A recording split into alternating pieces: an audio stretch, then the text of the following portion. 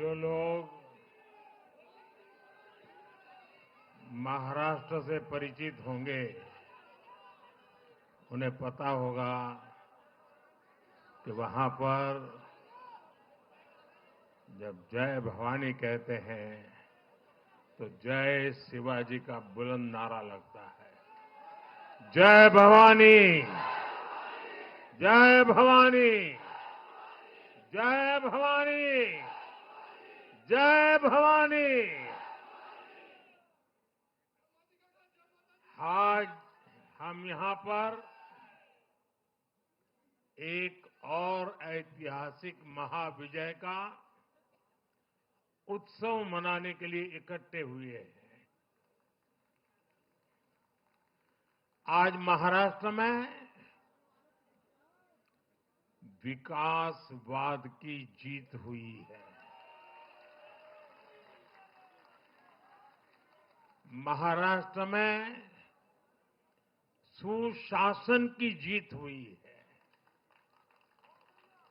महाराष्ट्र में सच्चे सामाजिक न्याय की विजय हुई है।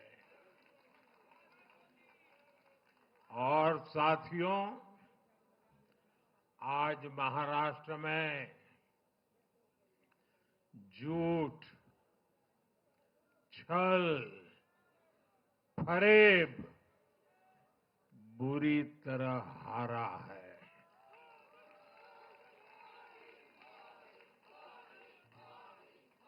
विभाजनकारी ताकतें हारी है। आज नेगेटिव पॉलिटिक्स की पराजय हुई है। आज परिवारवाद की हार हुई है।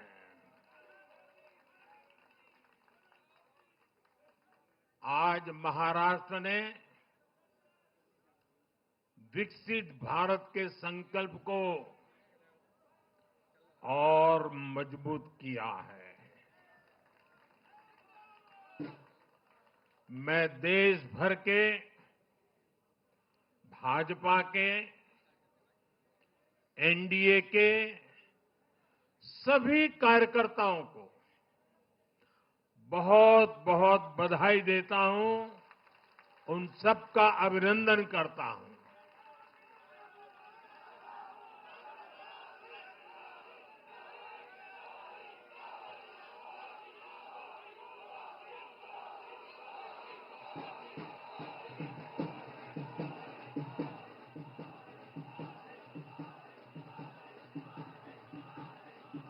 मैं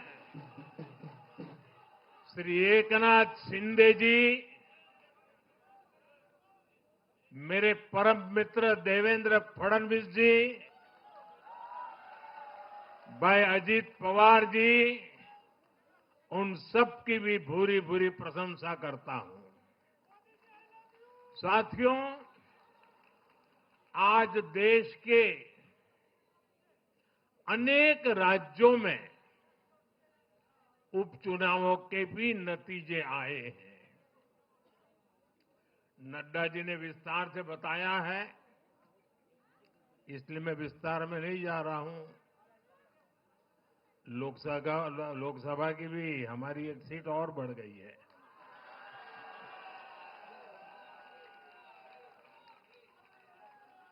यूपी, उत्तराखंड और राजस्थान ने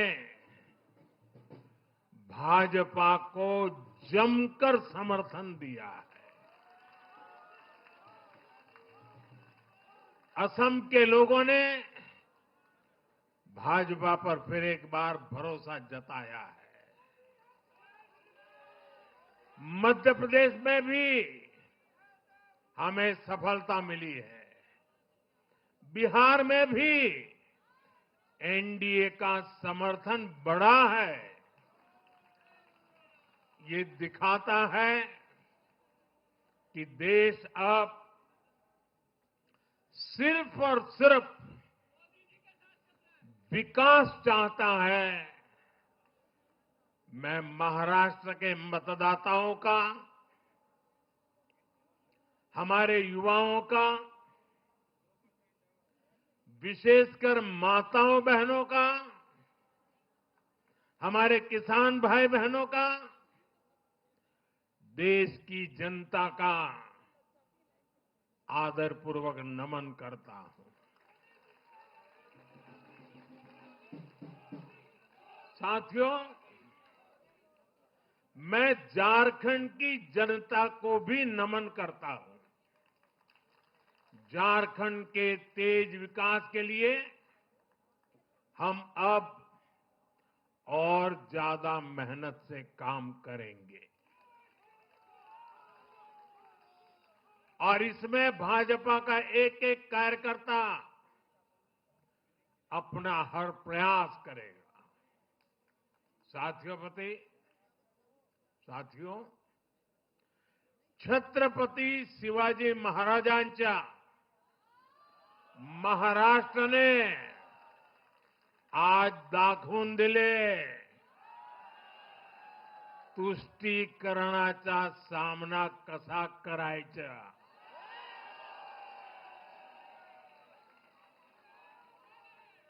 छत्रपती शिवाजी महाराज,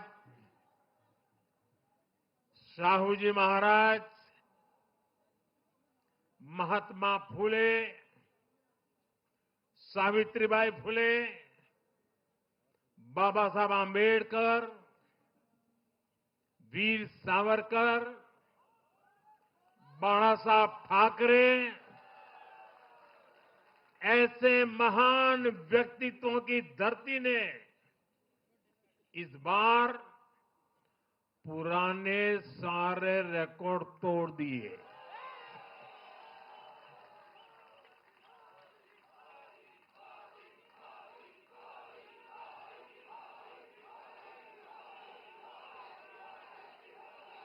और साथियों, बीते 50 साल में किसी भी पार्टी या किसी भी प्री पोल अलायंस के लिए ये सबसे बड़ी जीत है 50 साल के बाद।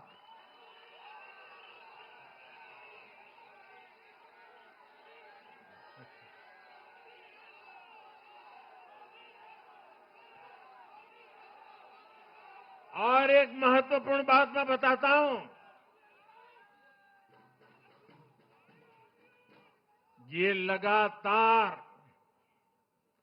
तीसरी बार है जब भाजपा के नेतृत्व में किसी गठबंधन को लगातार महाराष्ट्र ने आशीर्वाद दिए हैं, विजयी बनाया है।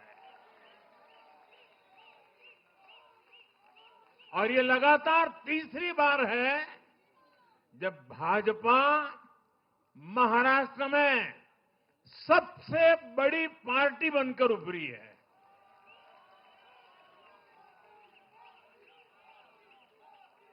साथियों, ये निश्चित रूप से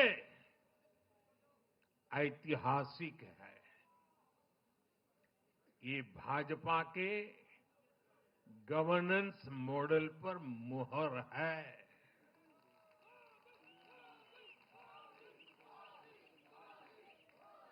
अकेले भाजपा को ही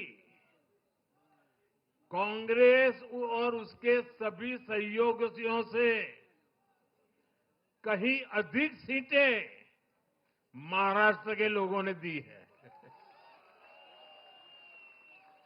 ये दिखाता है कि जब सुशासन की बात आती है तो देश सिर्फ और सिर्फ भाजपा पर और एनडीए पर भरोसा करता है।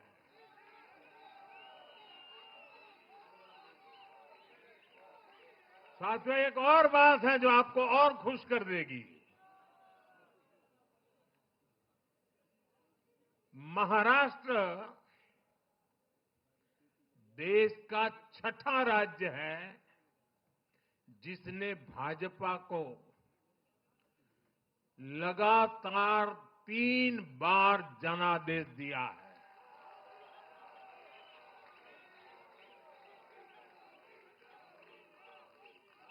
इससे पहले गोवा, गुजरात, छत्तीसगढ़, हरियाणा और मध्य प्रदेश में हम लगातार 3 बार जीत चुके हैं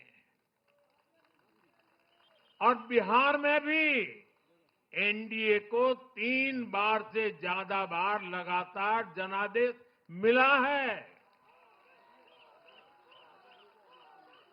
और 60 साल के बाद आपने मुझे तीसरी बार मौका दिया, ये तो है ही है।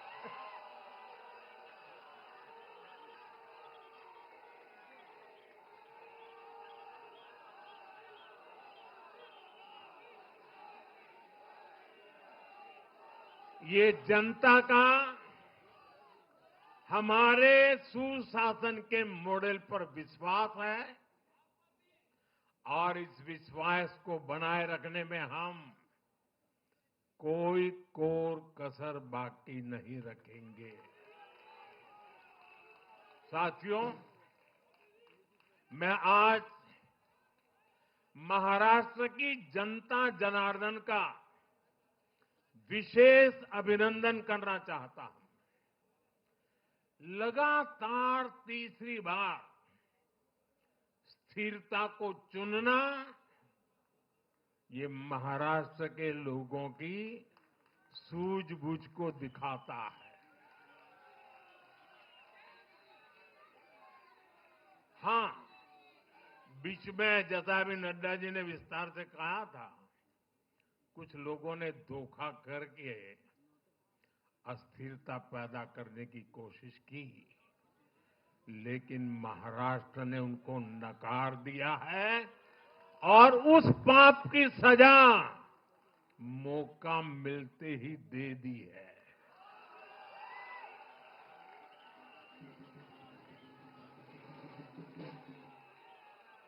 साथियों, महाराष्ट्र इस देश के लिए एक तरह से बहुत महत्वपूर्ण ग्रोथ इंजन है। इसलिए महाराष्ट्र के लोगों ने जो जनादेश दिया है, वो विकसित भारत के लिए बहुत बड़ा आधार बनेगा। वो विकसित भारत के संकल्प की सिद्धि का आधार बनेगा। साथियों, हरियाणा के बाद महाराष्ट्र के चुनाव का भी सबसे बड़ा संदेश है एकजुटता। एक है तो एक है तो एक है तो ये आज देश का महामंत्र बन चुका है। कांग्रेस और उसको इकोसिस्टम, उन्होंने सोचा था कि संविधान के नाम पर झूठ बोलकर,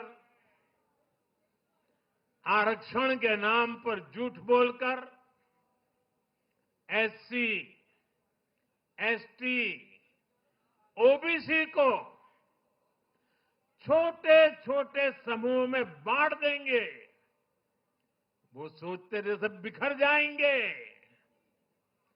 कांग्रेस और उसके साथियों की साजिश को महाराष्ट्र ने सिरे से खारिज कर दिया है। महाराष्ट्र ने डंके की चोट पर कहा है, एक है तो एक है तो एक है तो सेब है के भाव ने जाति, धर्म, भाषा और क्षेत्र के नाम पर लड़ाने वालों को सबक सिखाया है, सजा की है।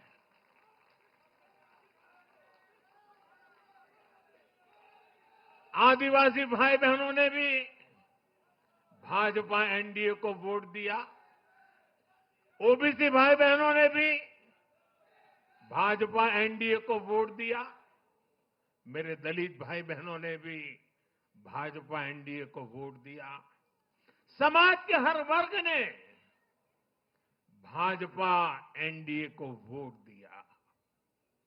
ये कांग्रेस और इंडी गठबंधन के उस पूरे इकोसिस्टम की सोच पर करारा प्रहार है, जो समाज को बांटने का एजेंडा चला रहे थे। साथियों, महाराष्ट्र ने एनडीए को इसलिए भी प्रचंड जनादेश दिया है क्योंकि हम विकास और विरासत दोनों को साथ लेकर चलते हैं। महाराष्ट्र की धरती पर इतनी विभूतियां जन्मी है। बीजेपी और मेरे लिए छत्रपति शिवाजी महाराज आराध्य पुरुष है।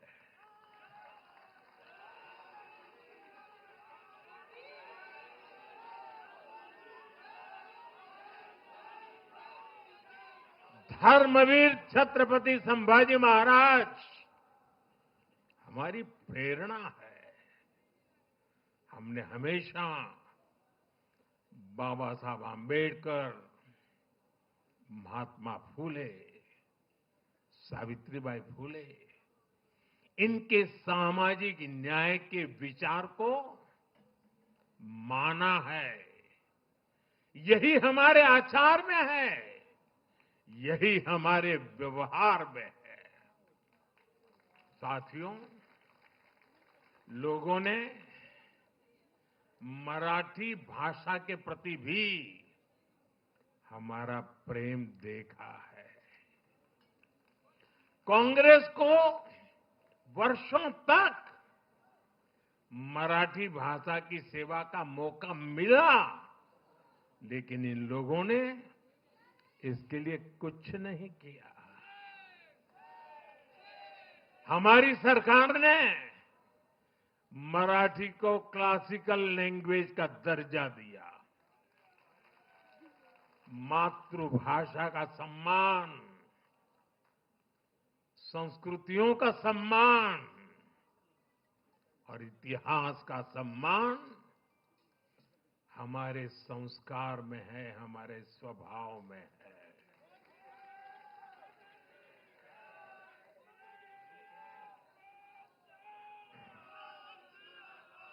और मैं तो हमेशा कहता हूं, मातृभाषा का सम्मान मतलब अपनी मां का सम्मान।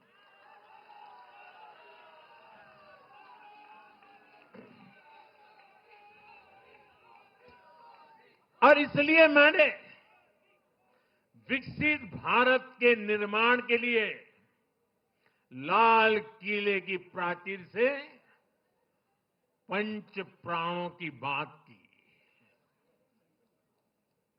हमने इसमें विरासत पर गर्व को भी शामिल किया।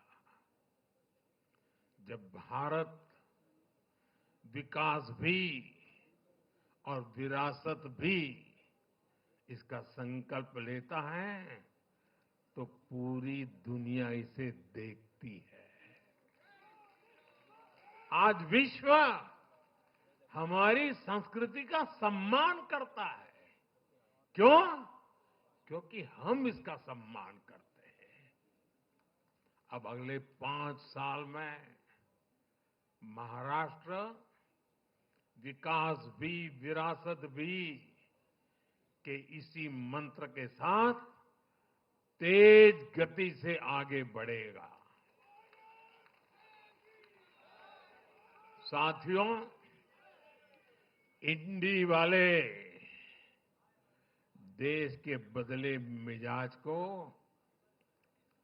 नहीं समझ पा रहे हैं।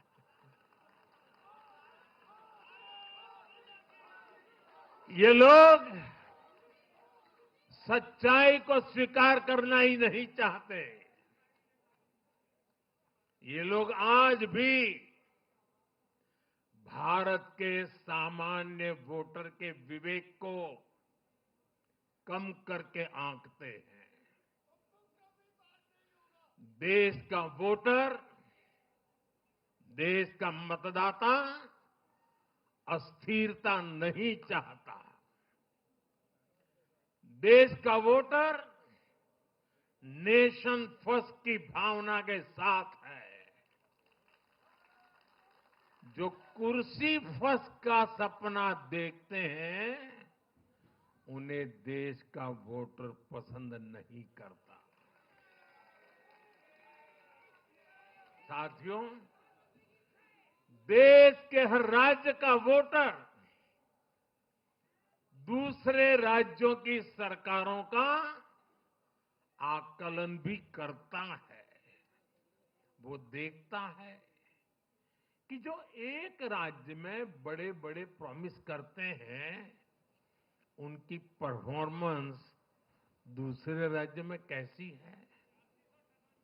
महाराष्ट्र की जनता ने भी देखा कि कर्नाटका, तेलंगाना और हिमाचल में कांग्रेस सरकारें कैसे जनता से विश्वासघात कर रही है। ये आपको पंजाब में भी देखने को मिलेगा।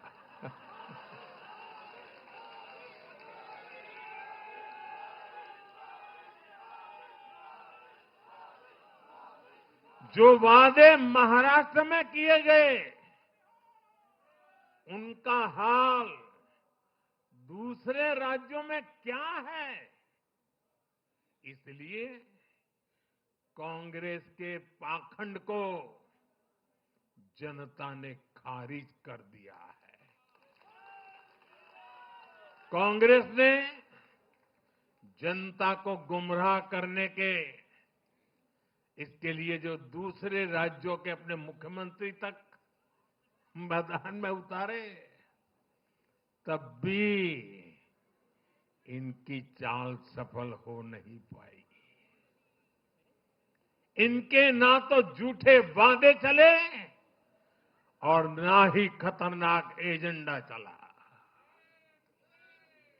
साथियों, आज महाराष्ट्र के जनादेश का एक और संदेश है। पूरे देश में सिर्फ और सिर्फ एक ही संविधान चलेगा।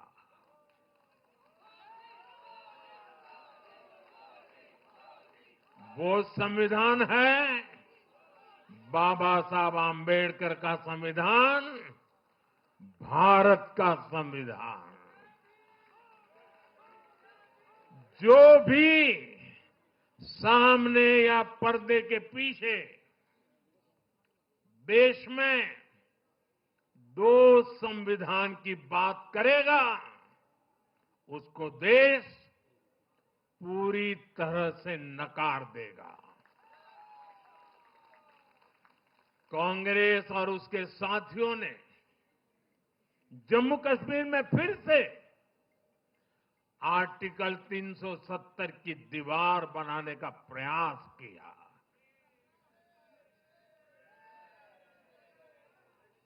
वो संविधान का भी अपमान है।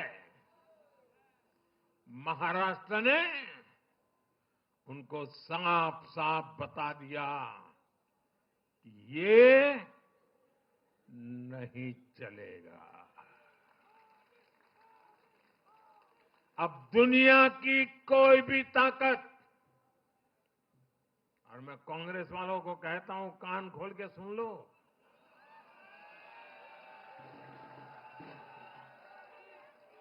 उनके साथियों को भी कहता हूं, दुनिया की कोई भी ताकत 370 को वापस नहीं ला सकती।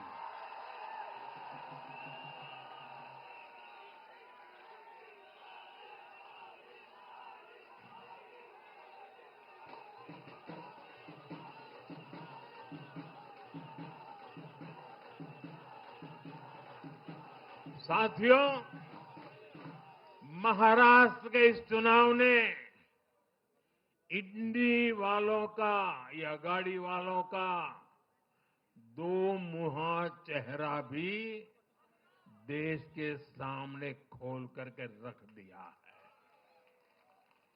हम सब जानते हैं बाला साहब ठाकरे का इस देश के लिए, समाज के लिए बहुत बड़ा योगदान रहा है।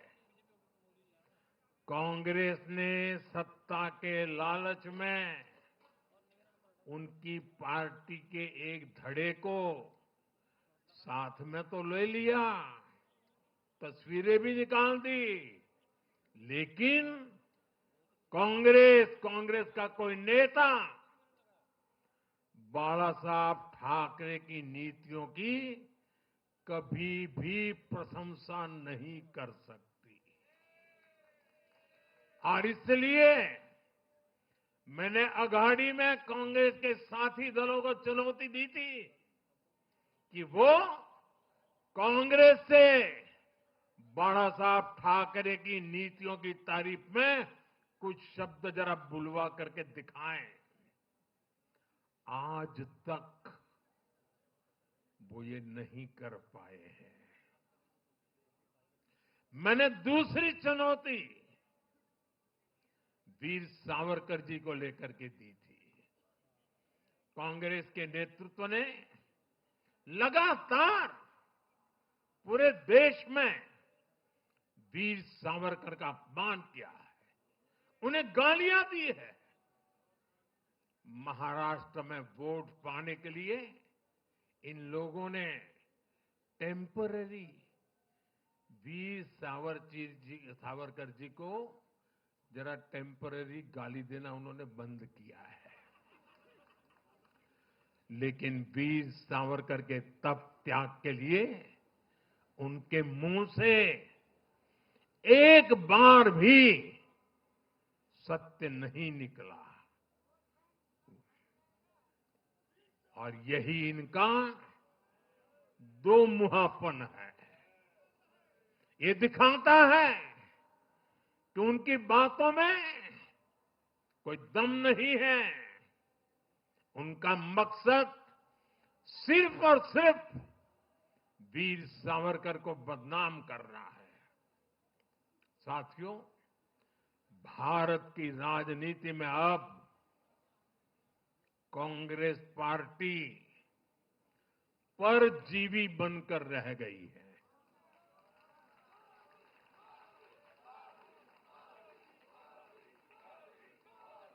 कांग्रेस पार्टी के लिए अब अपने दम पर सरकार बनाना लगातार मुश्किल हो रहा है। हाल ही के चुनावों में जैसे आंध्र प्रदेश, अरुणाचल प्रदेश, सिक्किम, हरियाणा और आज महाराष्ट्र में उनका सुपड़ा साफ हो गया।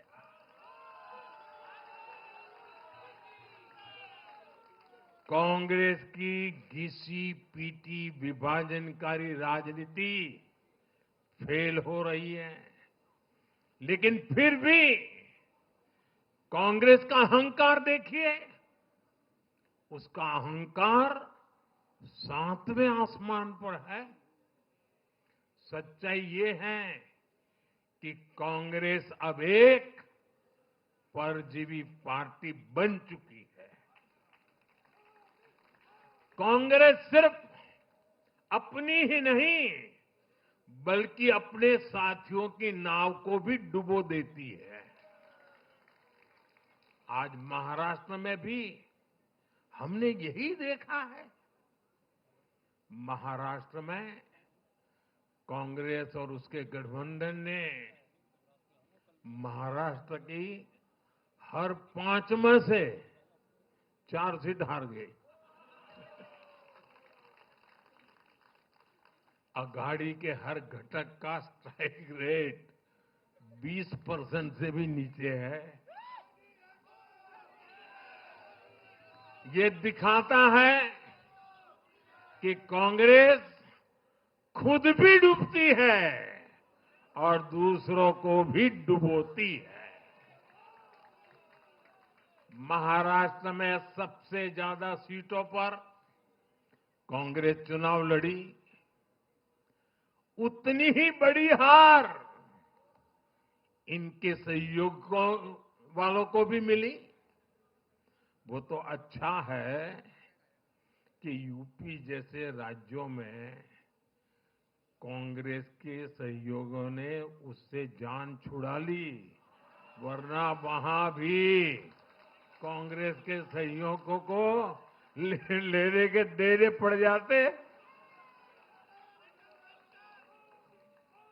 साथियों, सत्ता भूख में कांग्रेस के परिवार ने संविधान की पंथ निरपेक्षता की भावना को चूर चूर कर दिया है। हमारे संविधान निर्माताओं ने उस समय 47 में विभाजन की विभीषिका के बीच भी हिंदू संस्कार और परंपरा को जीते हुए पंथ निरपेक्षता की राह को चुना था। तब देश के महापुरुषों ने संविधान सभा में जो डिबेट की थी, उसमें भी इसके बारे में बहुत विस्तार से चर्चा हुई थी। लेकिन कांग्रेस के इस परिवार ने झूठे सेक्युलरिज्म के नाम पर उस महान परंपरा को तबाह करके रख दिया है। कांग्रेस ने तुष्टीकरण का जो बीज बोया,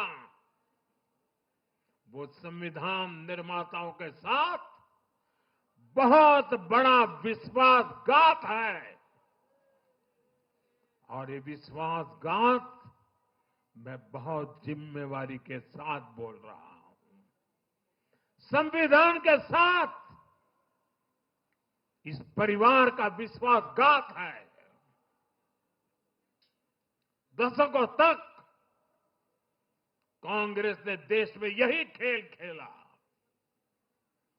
कांग्रेस ने तुष्टीकरण के लिए कानून बनाए,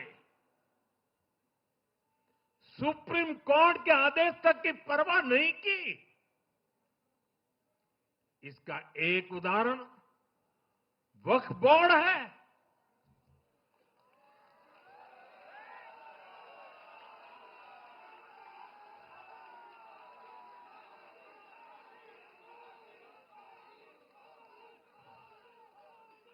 दिल्ली के लोग तो चौंक जाएंगे।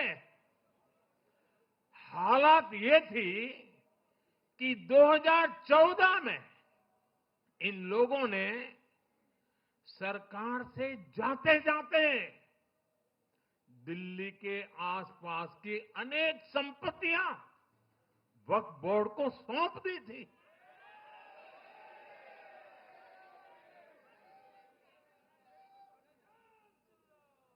बाबा साहब आंबेडकर जी ने जो संविधान हमें दिया है ना, जिस संविधान की रक्षा के लिए हम प्रतिबद्ध है, संविधान में वक्फ कानून का कोई स्थान ही नहीं है। लेकिन फिर भी कांग्रेस ने तुष्टीकरण के लिए वक्फ बोर्ड जैसी व्यवस्था पैदा कर दी।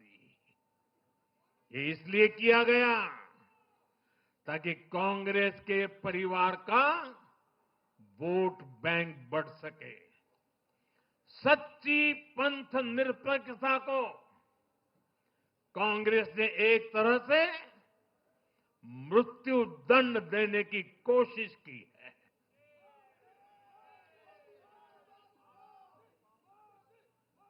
साथियों, कांग्रेस के शाही परिवार की सत्ता भूख इतनी विकृति हो गई है कि उन्होंने सामाजिक न्याय की भावना को भी चूर चूर कर दिया है। एक समय था जब कांग्रेस के नेता इंदिरा जी समेत खुद जात पात के खिलाफ बोलते थे, पब्लिकली लोगों को समझाते थे, एडवर्टाइजमेंट छापते थे। लेकिन आज यही कांग्रेस और कांग्रेस का एक परिवार खुद की सत्ता भूख को शांत करने के लिए जातिवाद का जहर फैला रहा है। इन लोगों ने सामाजिक न्याय का गला घोंट दिया है। साथियों, एक परिवार की सत्ता भूख इतने चरम पर है कि उन्होंने खुद की पार्टी को ही खा लिया है।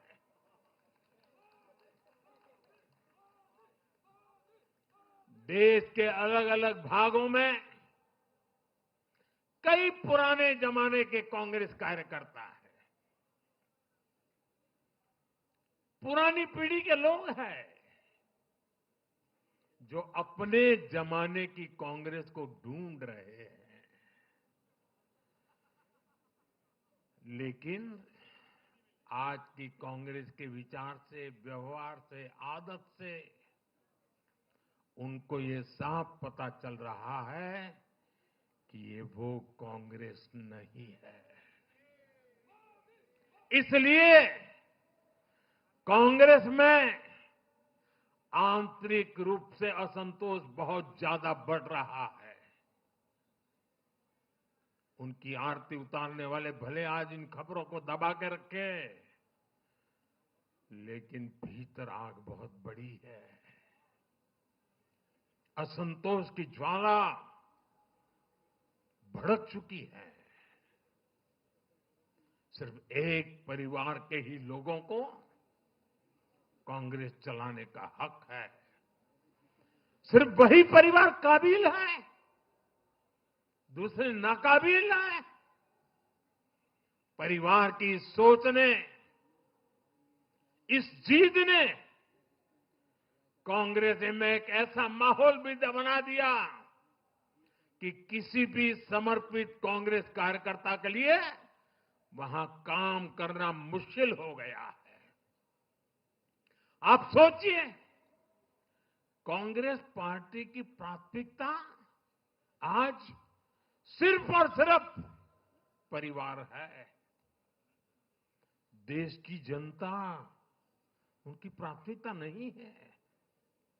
और जिस पार्टी की प्राथमिकता जनता न हो, वो लोकतंत्र के लिए बहुत ही नुकसानदायी होती है। साथियों, कांग्रेस का परिवार सत्ता के बिना जी नहीं सकता। चुनाव जीतने के लिए लोग कुछ भी कर सकते हैं। दक्षिण में जाकर उत्तर को गाली देना, उत्तर में जाकर के दक्षिण को गाली देना और विदेश में जाकर देश को गाली देना।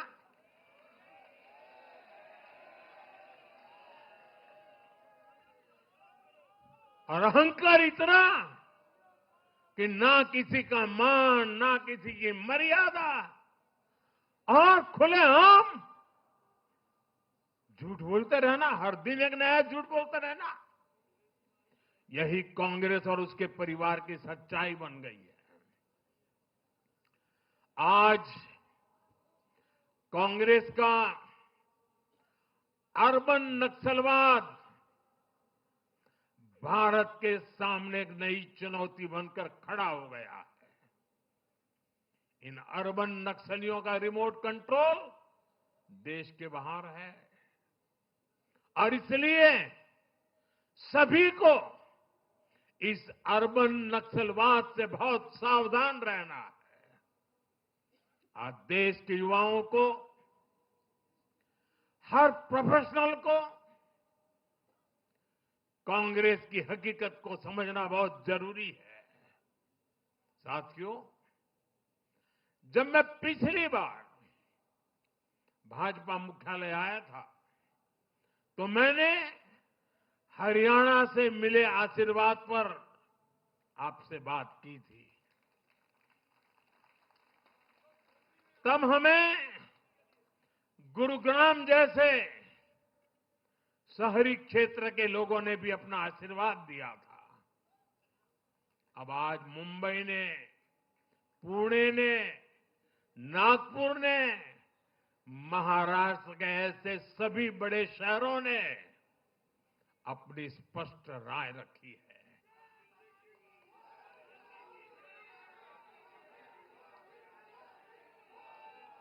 शहरी क्षेत्रों के गरीब हो, शहरी क्षेत्रों के मिडिल क्लास हो, हर किसी ने भाजपा का समर्थन किया है और एक स्पष्ट संदेश दिया है। यह संदेश है आधुनिक भारत का, विश्व स्तरीय शहरों का। हमारे महानगरों ने विकास को चुना है, आधुनिक इंफ्रास्ट्रक्चर को चुना है और सबसे बड़ी बात, उन्होंने विकास में रोड़े अटकाने वाली राजनीति को नकार दिया है। आज बीजेपी हमारे शहरों में ग्लोबल स्टैंडर्ड के इंफ्रास्ट्रक्चर बनाने के लिए लगातार काम कर रही है। चाहे मेट्रो नेटवर्क का विस्तार हो, आधुनिक इलेक्ट्रिक बसें हो, कोस्टल रोड और समृद्धि महामार्ग जैसे शानदार प्रोजेक्ट हो, एयरपोर्ट्स का आधुनिकीकरण हो, शहरों को स्वच्छ बनाने की मुहिम हो, इन सभी पर बीजेपी का बहुत ज्यादा जोर है।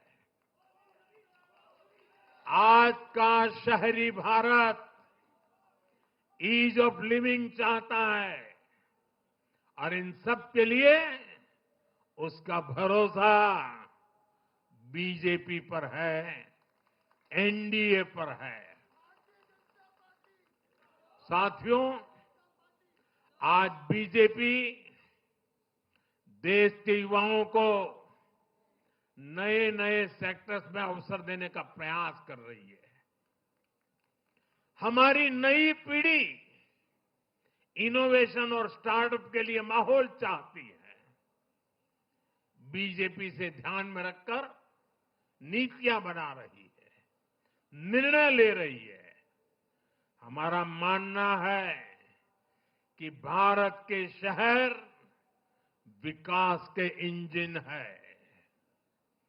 शहरी विकास से गांवों को भी ताकत मिलती है। आधुनिक शहर नए अवसर पैदा करते हैं। हमारा लक्ष्य है कि हमारे शहर दुनिया के सर्वश्रेष्ठ शहरों की श्रेणी में आए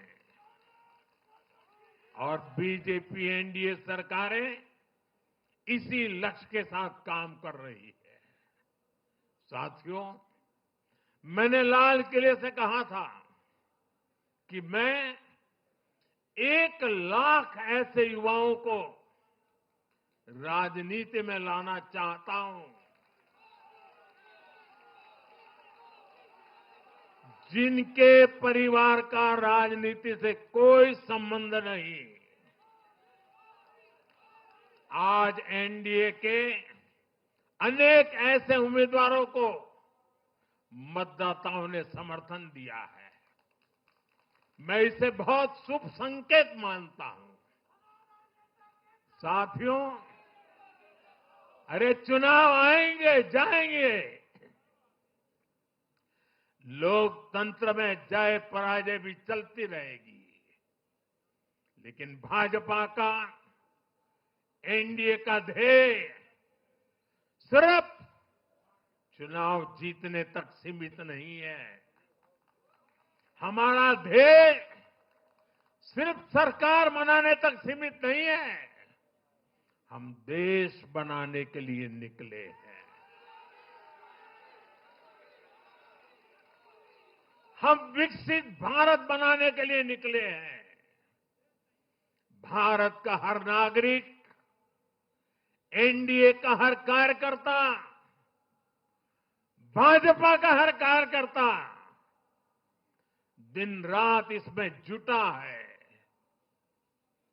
हमारी जीत का उत्साह हमारे इस संकल्प को और मजबूत करता है।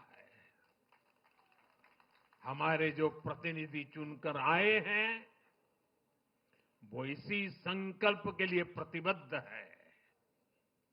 हमें देश के हर परिवार का जीवन आसान बनाना है। हमें सेवक बनकर, और ये मेरे जीवन का मंत्र है, हमें सेवक बनकर देश के हर नागरिक की सेवा करनी है। हमें उन सपनों को पूरा करना है जो देश की आजादी के मत वालों ने भारत के लिए देखे थे। हमें मिलकर विकसित भारत का सपना साकार करना है। सिर्फ 10 साल में हमने भारत को दुनिया की 10वीं सबसे बड़ी इकोनॉमी से दुनिया की 5वीं सबसे बड़ी इकोनॉमी बना दिया।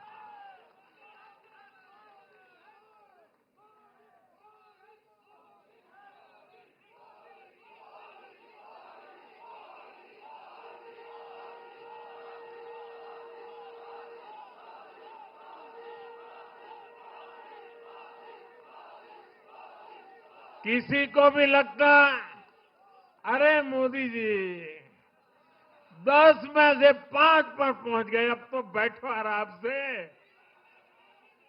आराम से बैठने के लिए मैं पैदा नहीं हुआ।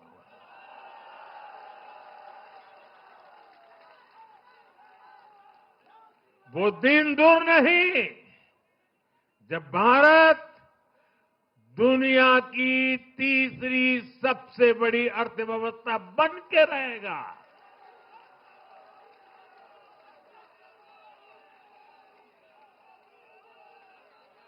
हम मिलकर आगे बढ़ेंगे, एकजुट होकर आगे बढ़ेंगे तो हर लक्ष्य पाकर रहेंगे। इसी भाव के साथ एक है तो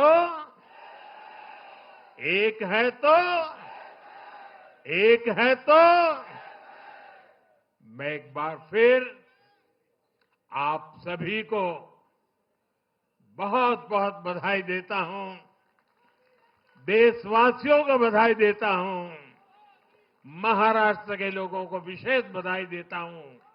मेरे साथ बोलिए, भारत माता की, भारत माता की, भारत माता की, भारत माता की, भारत माता की। वंदे वंदे वंदे वंदे वंदे वंदे वंदे वंदे। बहुत बहुत धन्यवाद।